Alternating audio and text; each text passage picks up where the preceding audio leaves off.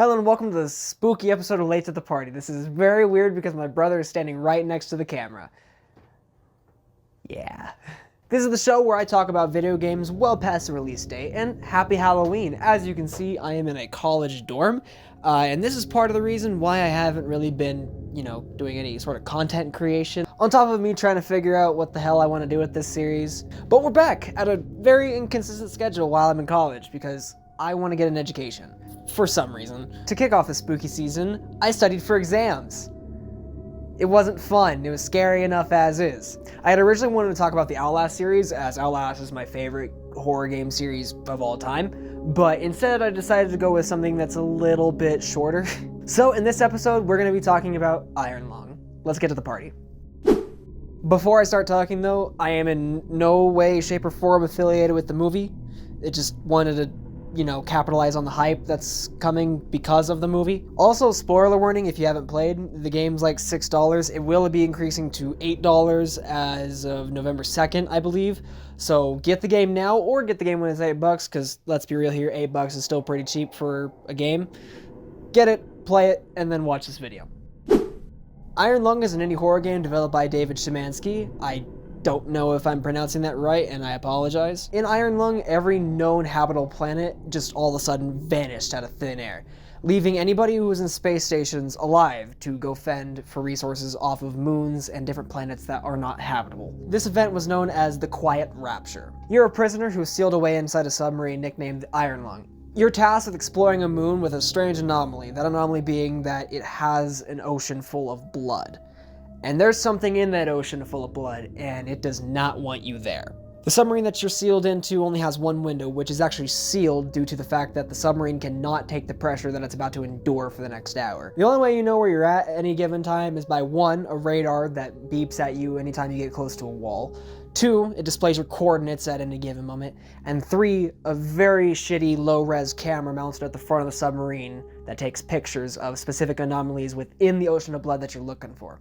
You're tasked with finding 8 different anomalies around the ocean, and if you succeed, your freedom is granted. As you traverse the ocean full of blood, your submarine starts to break and fall apart. The submarine is not meant for the depth that you're currently in. Valves bust open, your oxygen begins to decrease, and at some point your submarine even catches fire. But you keep trekking on, as your life depends on it. You keep taking pictures of anomalies, but you can tell you're not alone. Each picture you take is that of a skeleton. Something has been hunting in here.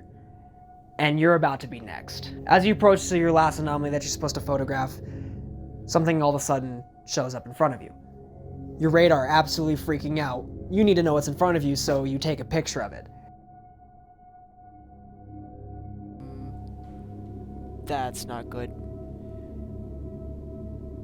Whatever's out there, it doesn't want you here. This instance has created a leak in your submarine, and now the blood is pouring and making it up to the top of your console. You need to take this last picture, because if you don't, you will drown in this submarine. As you take the final picture, it gets you.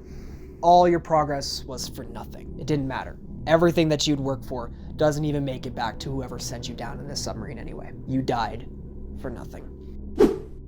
The atmosphere of Iron Lung is phenomenal. I love horror games that focus the horror parts on making you feel uncomfortable and less on the jump scare portion. Of course, every horror game that you're going to play is going to have that jump scare. It's going to have that release. The low poly graphics add to the atmosphere. The fact that you only have very few systems to monitor where exactly you're at in the map, as well as you only see the monster at the end of the game, just adds to that fear of the unknown. When the monster does appear, you only see him for a split second, and then that's it.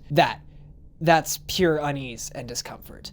There is so much of the game that I have little to no time to talk about. For example, a little bit after the game was released, there is a lore update, and I try to dabble in that a little bit, as you can see here, but honestly I just did not have enough time, nor did I know what was going on until I watched Markiplier's video on the lore update, which I highly recommend watching, as well as Pyrocynical's video and PowerPack's video on Iron Lung. And also, go play it for yourself. It is $6 for the next couple of days. And even after the price increases, go buy it and play it. The second game, I think it's the second game, or the DLC for it will be coming out soon. Go fucking play it.